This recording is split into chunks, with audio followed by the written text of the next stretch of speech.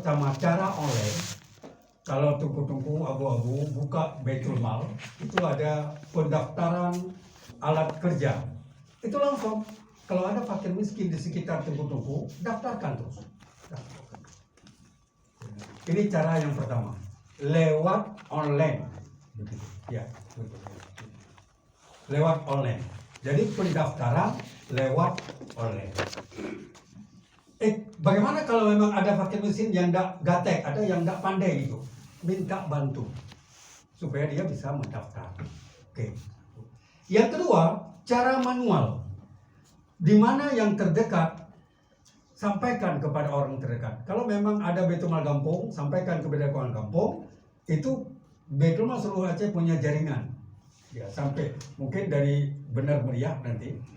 Gaya Luwes ya, dari Gaya Luwes kami bisa pantau satu hari itu bisa lihat ini sudah masuk uang nggak belum gitu. Kami bisa pantau. Ya, begitu. Kami ada jaringan yang cepat begitu. Kalau memang ada kebakaran di Gaya Luwes, besok hari ini kebakaran, mungkin sebentar lagi sudah datang bantuan. Paling terlambat besok. Jadi barangkali ini kerja kita harus cepat begitu kita lakukan. Ini sudah. Ya.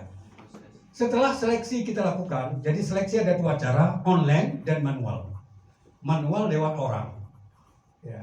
Tapi online lewat langsung IT, ya, supaya ini untuk mempercepat. Yang kedua, setelah kita lakukan pendaftaran, seleksi, itu kita lakukan verifikasi. Misalnya kemarin ini contoh ya, untuk alat kerja masuk pendaftaran 3.000 orang, yang kita perlukan 2.000.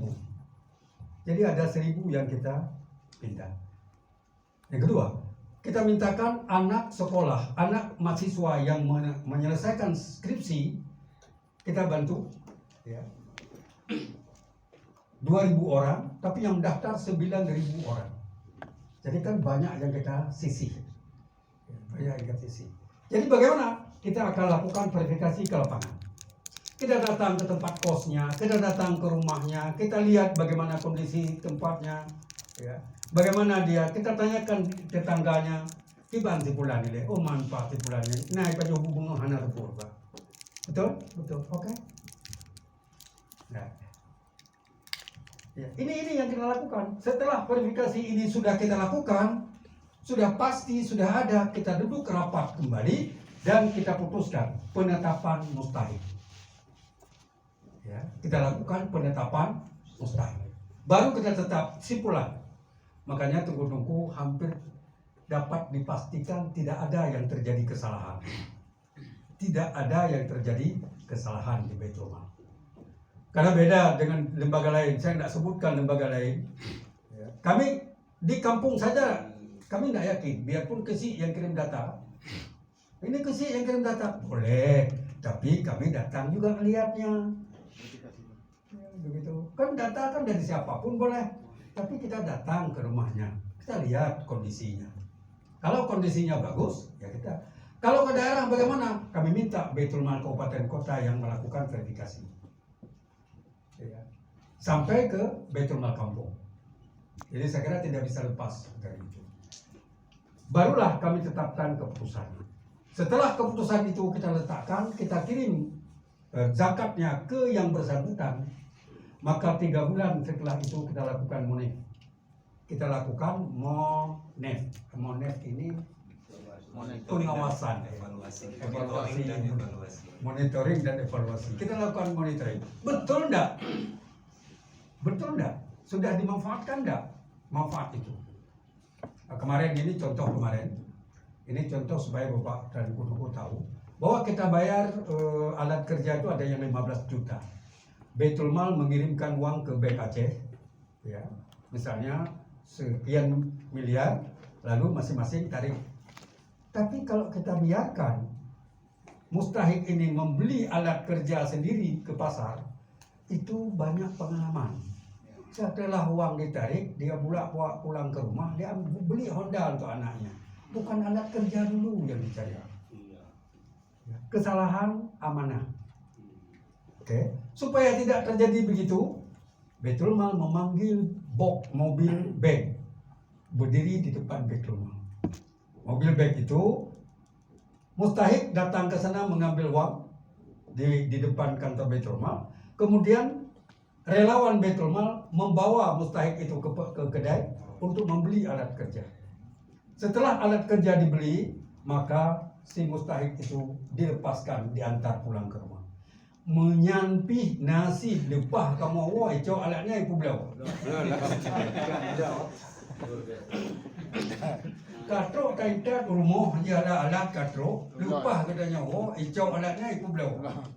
Mak dah fikir tu kan. Dah fikir tu kena tanggung kira katus sak. Oleh karenanya tunggu-tunggu yang berbahagia. Jadi ini adalah langkah. Yang terakhir kami lakukan pembuatan pelaporan. Kami lakukan pembuatan pelaporan, kita lapor kepada semua apa yang telah kita lakukan pada tahun ini. Oke. Baru kita masuk sekarang ini potensi. Potensi zakat kita itu mungkin mencapai 1,4 triliun. Tapi yang baru tercapai hanya 207 miliar. Jadi banyak sekali potensi yang belum tergali. Wakaf, ya kalau infak, ya infak ini potensinya sepertiga harta kekayaan masyarakat Aceh. Ya, infak kan begitu ya, boleh kita berinfak tidak melebihi sepertiga.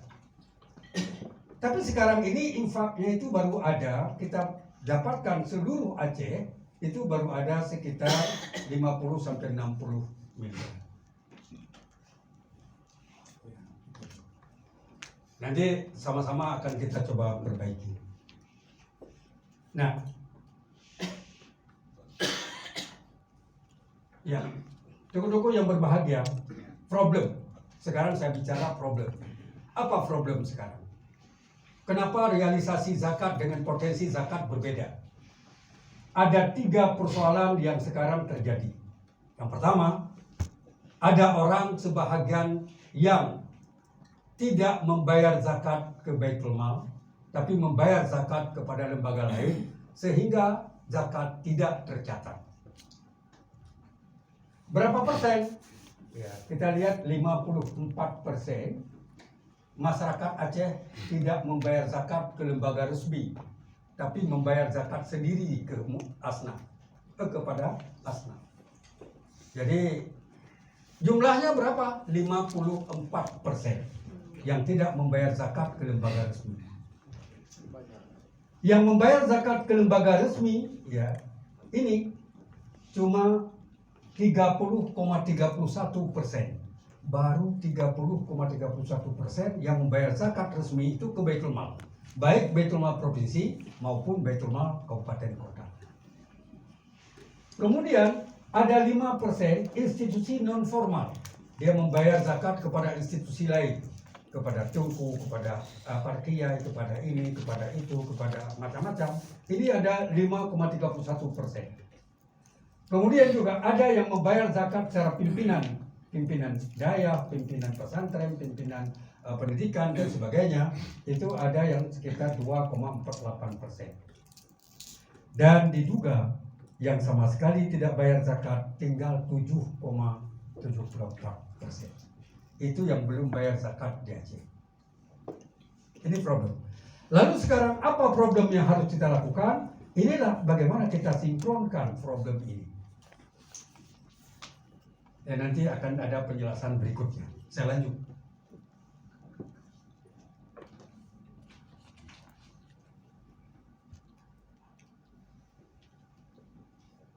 Ya. Tunggu-tunggu dan Ustadz sekalian. Jadi hambatan dari Baitul Mal itu sebagaimana saya jelaskan tadi, ada hambatan regulasi, ada hambatan birokrasi, ada hambatan pemahaman, ada hambatan SDM. Tadi kita sudah bicara. Bagaimana itu semuanya? Apa yang disebut dengan hambatan regulasi? Tunggu-tunggu yang berbahagia. Ada 4 hambatan regulasi yang harus kita selesaikan. Pertama adalah bagaimana wakaf Ini wakaf ya, kita bicara wakaf dulu. Wakaf itu ada tumpang tindih regulasi. Ada wakaf